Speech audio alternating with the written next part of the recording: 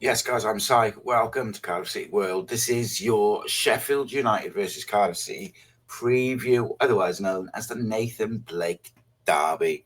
Tabletop in Sheffield United heads to Cardiff City, looking to at least maintain a 3-point lead over their closest rivals, Leeds United, whilst Cardiff City face problems with Hull and Portsmouth both playing at lunchtime. The Bluebirds could find themselves in the bottom three by the time the game kicks off. City have lost each of their last 4 games against Sheffield United, as many as across the prior 18 meetings with the Blades. They've won 7, drawn 7. Sheffield United have lost just 1 of their past 6 away games against Cardiff. They've won 3, drawn 2, a 2-0 defeat in August 2017.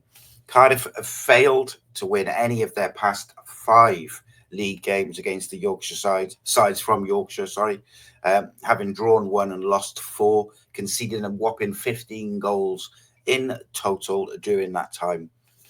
Sheffield United unbeaten across their past 5 away league games, having won 3 and drawn 2, scoring exactly 2 goals in 4 of those matches. The Blades haven't enjoyed a longer run on their travels since a run of 7 matches ending in February 2023. Both teams have scored in just 5 of Sheffield United's 21 championship matches so far. This season, 24%, the lowest tally in the competition. So,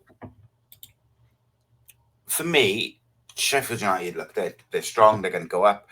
I think it's going to be an extremely difficult game for Cardiff, but I don't think it's as impossible as it seems on paper. So, for many years, we've seen certain teams come down from the Championship and they run away with the league. You've seen your Leedses, your Newcastles, Burnleys have done it. They just run away, and it's by Christmas, it's just a 1-2 team league. Sheffield United, I don't feel have that momentum, even though they are in a real nice run at the moment. I did a couple of Sheffield United podcasts this week, and they don't score loads of goals, but they do score goals. But they don't, score 4 or 5 all the time. And but their fans sort of said, if we were to get Cardiff get the first goal, then it may be a bit more difficult game for Sheffield United, even though their away form is excellent. And from a Cardiff City point of view, Cardiff have to start picking up points. They have to start picking up points. And the way the league is this year, it is so close. Like, there's 10 points between City in 21st and, 11 points between City in 21st and Sheffield Wednesday in 9th. A good run of games, if you can string 3, 4, 5 wins together in a row, you fly up that table and you'll be right up there. And I stand by, Cardiff's squad is good enough to have a good run.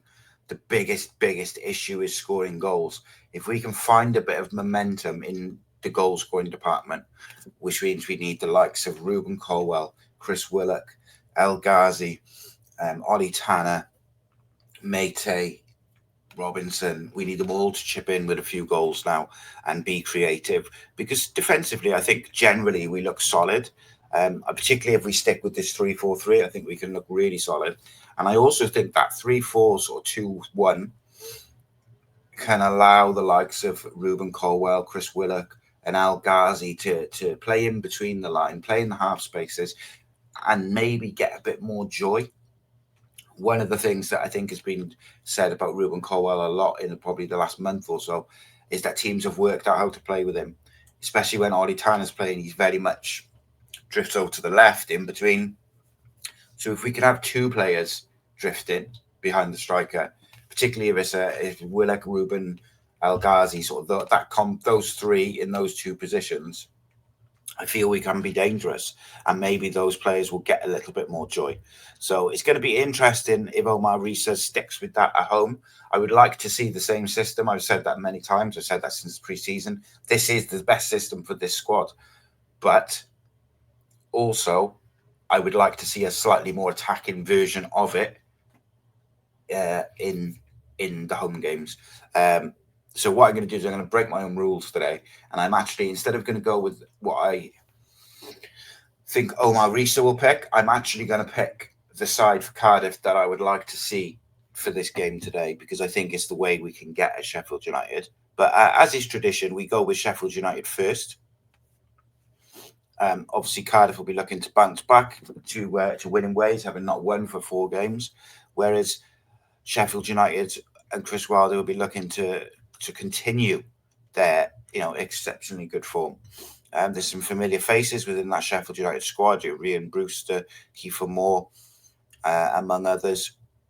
It'll be interesting how we set up. But let's start with Sheffield United. They're a very solid team. Last played 2-1 victory versus Plymouth, who Cardiff beat comfortably, 5-0. But you can't always judge it, so vertically in terms of we beat them by 5, they beat them by 2. It doesn't necessarily correlate. They played a 4-2-3-1, very tactically, not predictable is not the word, but tactically is very similar each week. They don't really vary from their plan. The system is the same. They like to tuck in the wide players when they're out of possession to make themselves compact in a 4-4-1-1 or a 4-4-2, which most teams do these days. But they have got a couple of really, really good players. Sotar at the back is a defender I really like. Hamer off the left is excellent. I like Peck and Davis in the midfield. Kiefer Moore. They've got obviously Rhys, Norrington, Davis may come in. It's interesting what they'll do, but I think Cooper starts in goal for him, and then I think it'll be probably Gilchrist, Sotar, Robinson. I think it'll be then McCullum will play on the left with Burrows carrying a bit of a knock. And then you normally have Peck and Davis, but he did try Rhys, Norrington, Davis in that slot where Davis plays towards the end of the game last week. But I think it'll be Peck and Davis. And then you'll have, I would imagine it'll be Raksaki and Hamer on the right and the left, respectively. And then the number 10, last week it was O'Hare. I actually think Ryan Brewster might come in that number 10 position for this game. He'll be well up for that. And then 1A played up front for him with Kiefer Moore coming off the bench just after half-time. I fully expect Kiefer Moore to start. Kiefer Moore will probably play up front. So they will look to play not long ball, but it's quite a direct way of playing this system. They will play into Kiefer Moore's feet, and then they will look to get O'Hare in the half spaces in the pockets, and Hamer and Raksafi will push right out wide, try and isolate the fullbacks and get one-on-one. It's quite an old school way of playing. It's not necessarily like that possession-based football that everybody seems to play these days. However, they are quite capable of looking after the ball. So for me, Hamer is going to be the key man for Sheffield United. He's a really clever player, but I will be more concerned with him if we play with 4 at the back. I don't expect Perry NG to be fit, but as a flat back 4, Hamer will look to isolate that right back area in the Cardiff team, and that could cause us some problems, as it's caused us all season. And they've got some decent players on the bench in Brooks and Adam Davis. They got 1A. So they've got options, but they're not unbeatable. They have, obviously they're top of the table. They've played well. They've only lost 2 games all season. You can, it's clear to see that, but they are not unbeatable. They have lost games, and they do look shaky at the back at certain points. So for me, Cardiff have got to do what we've discussed about, it feels like for the last 2 seasons.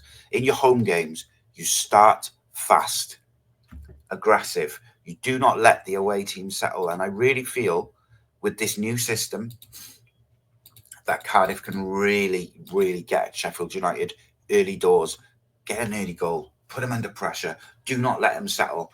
That's the way to go for me. But with the 4-3-4-2-1 system for Cardiff, unless Sheffield United change their system to match us up, which I don't expect them to do, Cardiff will have lots of pockets of space to find. So, and this is not necessarily what I expect Errol Bullock to set up as. As I say, this is what I would do because it's a home game, and I feel that there's an opportunity for us to get at Sheffield United, particularly in the first half, and really get the crowd on side. So I would, if it was me, I would go with Alnwick in goal. I'd go Darland, Gutas. I'd probably go with Chambers, but only just. Like, I really would like to see Will Fish in a 3 now with Darland and Gutas, but let's go with the same back 3. They look decent enough. In the central midfield area, Alex Robertson, 100%. And then it's just who you put in there. I think, as much as I would like to see Siopis in there for his energy and his aggression, I think Rinamoto deserves to retain his place. So I would go with Rinamoto and Robertson, give Robertson more of a kind of box-to-box role, with Rinamoto being the one who sort of sets and does the dirty work. Wing-backs, I think I'm stick with O'Dowda. He's probably been one of our best players this year. The wing-back role suits him because he's a natural winger, so he'd be the left wing-back. And then on the right wing-back, it's an interesting one. I think if Ollie Tanner was fit, I'd probably go with Ollie Tanner. However, I feel we need some aggression going forward on that right-hand side. And this lad was on the bench in the last game. It actually, incidentally, these last under-21s game he played before the Stoke game, he didn't have the best of games. But I would give him a go here at home. There's nothing to lose. No one's expecting us to win. So let's utilise this system in an aggressive way and try and get the crowd on side. Let's try and get the crowd behind the side. So, excuse me, sorry, choking. So I'm going Kay Pacquiao as the right wing back, Rinamoto, Robertson, and O'Dowda as the 4. And then I'm going Ruben Colwell and El Ghazi. It's a tricky one because I don't think Willock necessarily deserves to be dropped. But I think you've got to bring Ruben back in here. Do you drop El Ghazi to the bench? It's a tricky one. I'm gonna say I've been quite impressed with El Ghazi since he come back from injury. And as much as I thought Willock was very good, I'd probably go El Ghazi, Colwell with, I suppose it's got to be Robinson up front. But I wouldn't be against Reindorf. I think this system and that system will suit him a lot. And having Ruben, having Robertson, having Kay Pacquiao all in there will help him settle also. I wouldn't be against, though, having Ruben, El Ghazi and Willock as a 3 and kind of playing a bit of a false 9. Maybe Ruben as the false 9 or El Ghazi as a false 9, rather, if Robinson isn't fully fit. Because I think those 3 interchanging with a false 9 might be more effective than Mate, who I think he will pick. If he was going to pick Reindorf up front, I'd go Reindorf up front with 2 of them off him. 2 of those 3 off Reindorf would be excellent for me. And Mate's been better recently. I just think overall, Robinson, Reindorf offer more. If those 2 are not starting, maybe you go with Mate, and I think he can do a lot of the hold-up play and stuff like that. In terms of the key man for Cardiff, I'm going to say the key man for Cardiff is Rinamoto. If Rinamoto can do the dirty work and provide the same defensive capabilities whilst looking after the ball that Siopis did recently, where he's returned to form, I think that you can do that really well. So if Rinamoto kind of sits in there, and then that allows Robertson to get forward and the wing backs to push up and get forward, but he will have a really vital role because when those wing backs go forward, he has to be the man who gets across and covers the space if the play breaks down further up the field and the wing backs are high. So, which is one of the reasons why I would go with Siopis. And that's probably one of the reasons why I would maybe go with Siopis. he's a little bit more energetic, but it's more so he's very good at covering the wingers when they get forward and the play breaks down. He's very good at getting across. So that's definitely an option. I wouldn't be disappointed to see Cyprus in the side.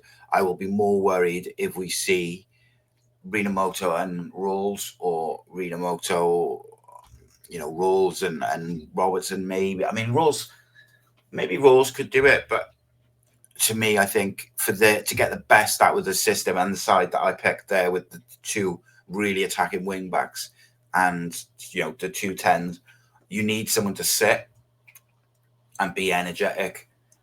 So Cyprus or Rinamoto is definitely the man for me, but I can see Rawls doing it too, to a lesser extent. The thing with Rinamoto is I think he looks after the ball a little bit better than Cyprus.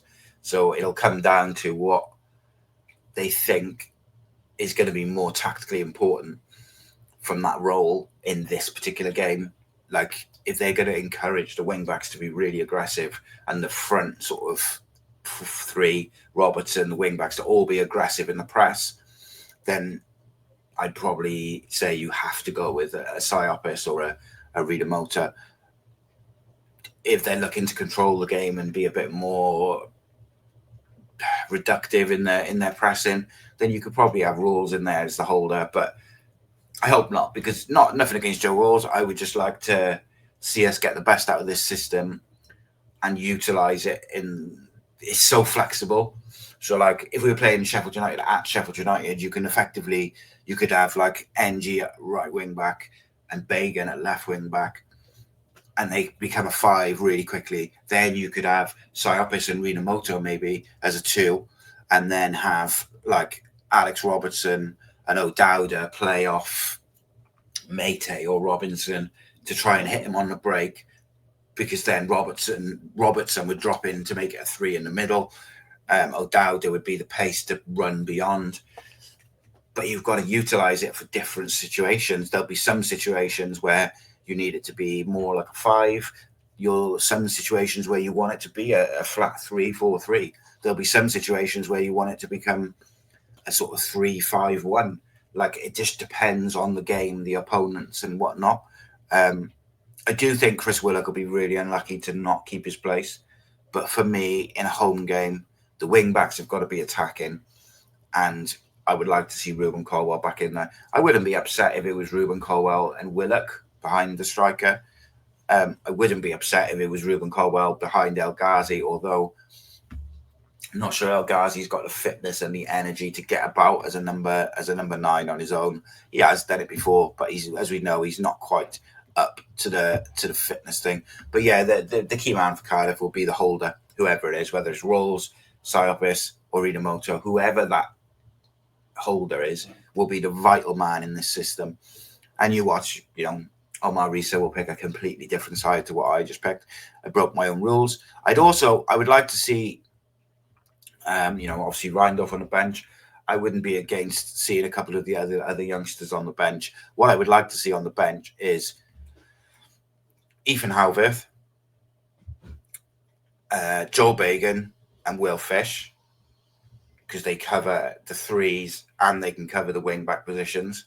And then all the other options, I want to see one midfielder. So you'd have like Bagan, Fish, and then you'll have like Rawls and Rinamoto, or Rawls and Cyprus, whichever 2 don't play. And then the rest of those after that, I really want to just be attacking and creative options. Wingers, centre forwards, number 10s, strikers, youngsters, just exciting options, people who can go and get you a goal, because you've got the players to close out a game. With Bagan, who can play as part of the 3, he can play as a wing back if you want to make it a 5. Same with Fish. You've got Cyprus and Rawls, say. So you've got 4 players who can close out a game. Let the other sort of 5 options be legitimate attacking creative options, even if you've got to slip a couple of attacking players in there as well. I would really like to see that. In terms of where we can get Sheffield United, as I sort of alluded to a little bit earlier, in that 4-2-3-1 system, the way it matches up against, and if I've got time, I'll put some graphics on the screen now. But the way it kind of lines up against that 4-2-3-1, there's a lot of little half spaces and pockets that clever players can utilize and really get teams in and around those two sitting midfielders in the Sheffield United system. That's where, you know, your Willocks and your Rubens and your El Ghazis can be really, really effective, because they can get in between the midfield and the defence in the sort of inside channels and really create havoc. You've just got to want the football, and you've got to recycle your movements. So if the ball doesn't come, make a run, the ball doesn't get passed through because it's threaded through the eye of a needle, you've got to move somewhere else and recycle that movement all the time. Cardiff hopefully will have their wing backs nice and high to really push back the Sheffield United fullbacks and make them worry about us early on. Make Raksaki and Hamer, make them push back and become a four with the two midfielders, instead of allowing them to implement their game on us. So often we let teams settle at the Cardiff City Stadium in that first 20-minute period. We just let them settle, knock it about. Let's not be passive with our pressing. Let's get in amongst it. And that's one of the reasons why I would start Reindorf, is because the one thing, you know, especially from the start of a game, is he will press. Ruben will press. Willock or El Ghazi, like, get those three really pushing up defence, make them rush. I mean, I don't know if anyone saw the Tottenham game, but you look at the pressure that was put on the Tottenham defence in the second half, and the United defence, in fairness, earlier in the game. The pressing caused mayhem because they went as a group, they went in numbers, and they went together, and teams just could not cope with it. And, you know, it led to goals. So let's do that. Let's be aggressive. Let's see what we can get out of this Sheffield United defence, because they do concede goals, and they don't score like loads and loads. So of course it's going to be a difficult game. They've only conceded 11 goals all season, so it's going to be tricky, but it's not impossible. We know the Championship as a league is insane. It's absolutely insane. You know, bottom of the league can be top of the league on any given day. We're at home.